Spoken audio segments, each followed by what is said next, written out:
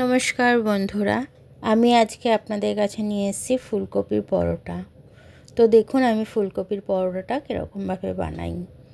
ফুলকপিগুলো ধুয়ে নিলাম। এবার ফুলকপিগুলো আমি একটা গ্রেটারে গ্রেট করে নেব। তারপরে এটা গ্রেটটা হয়ে গেলে আমি এটা কড়ায় চলে যাব। দেখুন কিভাবে গ্রেটটা হয়েছে। এবার আমি 1 ইঞ্চি মতো আদা নিয়ে নেব। আদাটা নিয়েছি, একটু রসুন নিয়েছি, একটু কাঁচা লঙ্কা নিয়েছি। এটা জাস্ট আমি মিক্সিতে একটু পেস্ট করে নেব জল ছাড়াই। আর একটু তেল দিয়ে আমি ফুলকপিগুলো দিয়ে দিলাম। তারপরে একটু নুন দেব।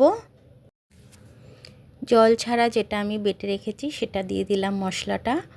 এবার আমি হলুদ দিয়ে দেবো, একটু ধনে, একটু জিরে, এগুলোও আমি দেবো এর মধ্যে। দিয়ে একটু জল দেব, দিয়ে আমি কষে নেবো এটাকে একটু ভালো করে।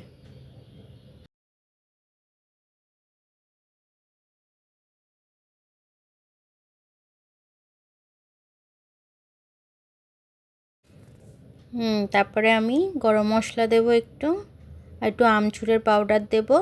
দিয়ে আমি এটাকে ভালো করে নেড়ে চুড়ে এটাকে আমি নামিয়ে নেব। তারপরে আমি পরোটার জন্য আটা মাখতে যাব। আটাটা মেখে নিই, তারপরে এটা কিভাবে পুর দিয়ে করতে হয় আমি দেখিয়ে দেবো। আটায় নুন দিয়ে দিলাম। এবার আটার মধ্যে আমি জল দিয়ে ভালো করে মেখে নেব আটাটাকে।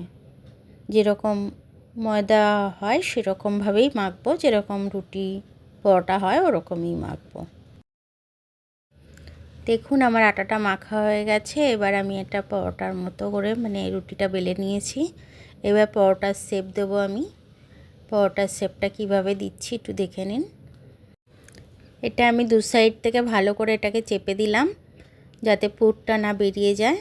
এদিক দিয়েও ভালো করে চেপে দিলাম, এদিক দিয়েও ভালো করে চেপে দেব। দিয়ে এবার এটাকে আমি বেলবো গুঁড়ি দিয়ে।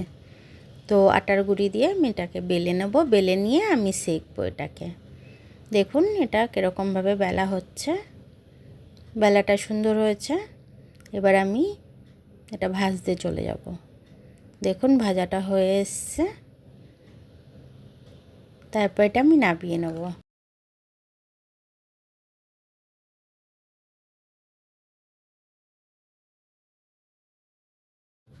একে একে আমি সব কটা পরোটাই ভেজে নিয়েছি।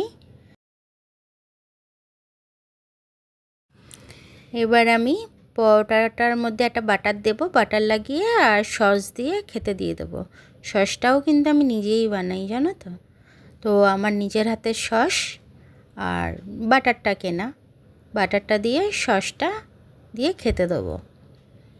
দেখো আমি একটু ছিঁড়ে দেখাচ্ছি কীরকম পরোটাটা হয়েছে। ভেতরে পুরটা ভর্তি পুর হয়ে রয়েছে একদম, আর সুন্দর হয়েছে একদম। তো আমি এবার দেখো ওতে লাগাচ্ছি, লাগিয়ে এইভাবে এটা খেতে হবে। ভিডিওটা দেখার জন্য অনেক অনেক ধন্যবাদ। লাইক, সাবস্ক্রাইব আর কমেন্টসটা একটু করে দেবেন। আসলাম।